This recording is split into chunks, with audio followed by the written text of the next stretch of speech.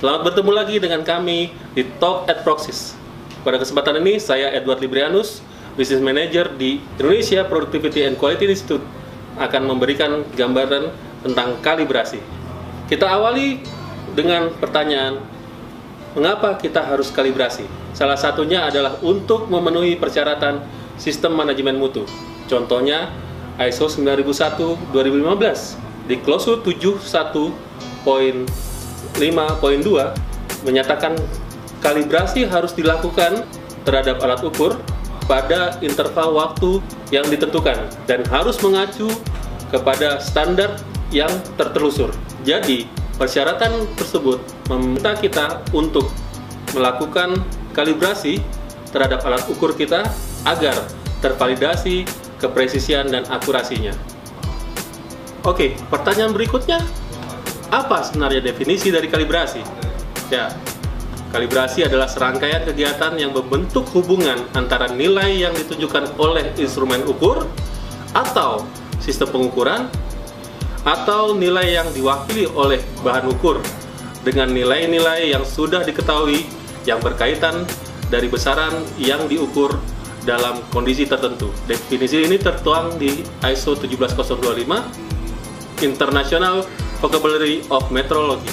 Ya, seperti yang dipersyaratkan, bahwasanya aktivitas kalibrasi harus mengacu terhadap standar yang tertelusur. Apa yang dimaksud dengan standar tertelusur? Suatu standar yang lebih rendah mengacu ke standar yang lebih tinggi dalam suatu jaringan yang menyatu secara internasional melalui sistem tingkat kalibrasi yang tidak terputus. Tujuannya adalah agar didapatkan kesamaan harga atau nilai dari suatu besaran dimanapun dilakukan pengukuran.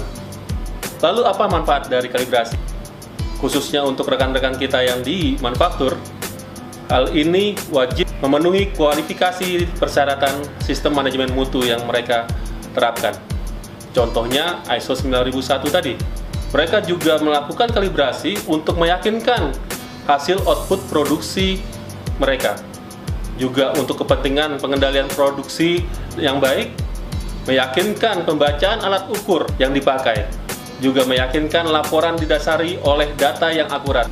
Rekan-rekan di produksi sangat mengandalkan alat ukur yang terkalibrasi untuk proses mereka agar berjalan dengan baik. Sementara di industri perekonomian atau perdagangan, kalibrasi sangat berguna untuk meyakinkan keakurasian pengukuran barang yang diperdagangkan atau dijadikan objek transaksi karena telah dilakukan dengan alat ukur yang telah terkalibrasi. Yang menjadi objek dari kalibrasi adalah alat ukur. Sementara yang disebut alat ukur itu sendiri adalah instrumen yang digunakan untuk observasi dan mengukur suatu besaran. Ada dua besaran yang biasa kita kenal. Satu, besaran dasar, dan kedua, besaran turunan. Besaran dasar banyak kita kenal di lingkungan kita, seperti panjang dengan satuannya meter, inci, lalu massa, gram, pound. Ada juga satuan dasar waktu seperti second, hours, dan banyak lainnya. Sementara yang disebut dengan besaran turunan itu berasal dari besaran dasar yang dikombinasikan antara satu dengan lainnya. Seperti contohnya untuk force, kilogram meter per second, atau pressure, newton per meter kuadrat, dan energi, newton meter. Itu banyak juga kita temukan di lingkungan kehidupan kita sehari-hari. Banyak alat ukur yang kita gunakan di lingkungan kehidupan kita sehari-hari. Contohnya, untuk mengukur panjang atau dimensi, biasanya kita menggunakan mistar, kaliper, atau bahkan mikrometer. Timbangan kita gunakan untuk mengukur massa. Kita juga lakukan jam dan stopwatch untuk mengukur waktu. Kedokteran banyak menggunakan termometer untuk mengukur temperatur, suhu badan dari pasiennya. Dan di manufaktur banyak menggunakan pressure gauge untuk mengukur tekanan dari pipa-pipa yang mensuplai gas ke mesin-mesin mereka. Alat-alat ukur tersebut juga dibagi menjadi beberapa jenis. Kalau kita bedakan dari penunjukannya, ada yang berbentuk analog. Biasanya di ada penunjukan jarum penunjuk di alat tersebut. Ada juga yang bentuknya digital, pembacaannya menggunakan light emitting diode LED atau juga LCD, atau menggunakan matrix, dot matrix, atau juga menggunakan CRT. Alat ukur yang lain bentuknya ada yang menggunakan recorder, yang biasanya kita gunakan atau biasa kita kenal seperti seismograf. Pembacaannya langsung ditulis di kertas skala yang sudah ada pada alat ukur tersebut. Ada beberapa istilah dalam kalibrasi yang sering kita dengar. Yang pertama, akurasi, atau banyak kita kenal dengan ketelitian. Definisi dari akurasi adalah harga terdekat dari suatu pembacaan instrumen yang mendekati harga sebenarnya dari besaran yang diukur. Ada juga kita mengenal dengan precision atau ketepatan. Ketepatan ini didefinisikan sebagai suatu ukuran kemampuan untuk mendapatkan hasil pengukuran yang serupa, atau merupakan suatu ukuran tingkatan yang menunjukkan perbedaan hasil pengukuran-pengukuran yang dilakukan secara berurutan. Ada lagi kita juga mengenal biasanya sensitivitas. Apa sih sensitivitas? Itu merupakan suatu perbandingan antara sinyal keluaran atau respon instrumen terhadap perubahan, masukan, atau variabel yang diukur. Ada lagi juga resolusi. Resolusi merupakan perubahan terkecil dalam nilai yang diukur yang mana instrumen akan memberikan respon. Terakhir, ada juga istilah dalam kalibrasi yaitu error, kesalahan. Hal ini didefinisikan sebagai penyimpangan variabel yang diukur dari harga atau nilai sebenarnya. Jenis kesalahan kita bisa bagi menjadi 3, yaitu ada gross error, systematic error, dan random error. Sekarang kita coba bayangkan manfaat dari kalibrasi. Contoh, kita sedang sakit, lalu kita datang ke dokter. Dokter memeriksa kita, mengecek suhu tubuh kita dengan menggunakan termometer. Terbacalah oleh termometer bahwasanya suhu tubuh kita adalah 30 derajat Celcius. Padahal aktualnya tubuh kita hanya sekitar 28 derajat Celcius. Tapi karena termometer tadi tidak terkalibrasi, dia akan memberi penunjukan yang salah. Kapan kalibrasi itu dilakukan? Kalibrasi sebaiknya dilakukan pada saat pertama, yaitu saat alat ukur tersebut baru dibeli atau baru akan digunakan. Alat ukur yang baru dibeli sebelum digunakan sebaiknya dilakukan kalibrasi terlebih dahulu.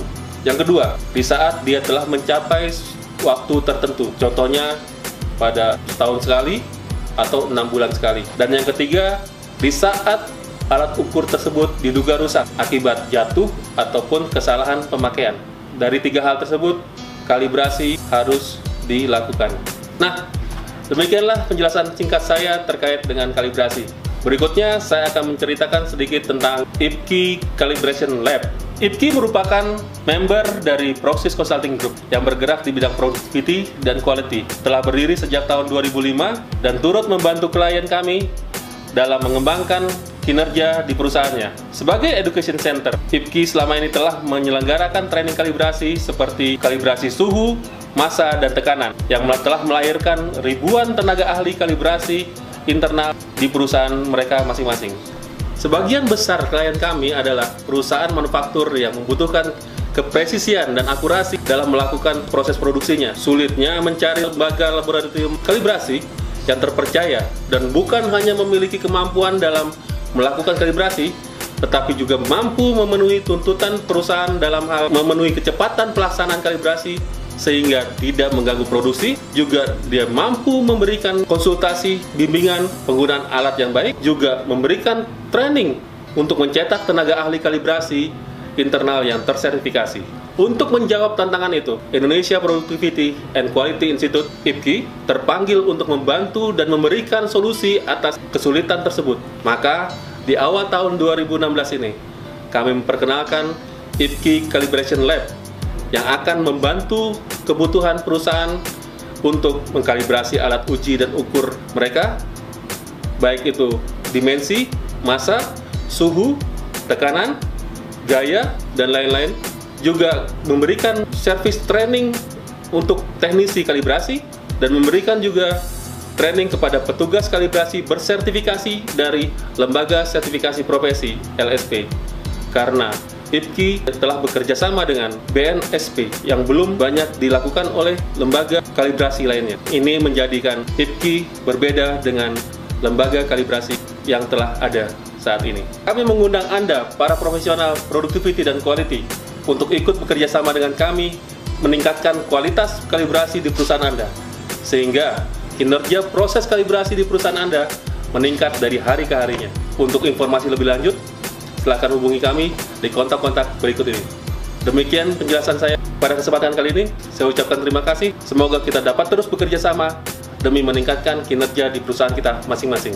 Salam improvement.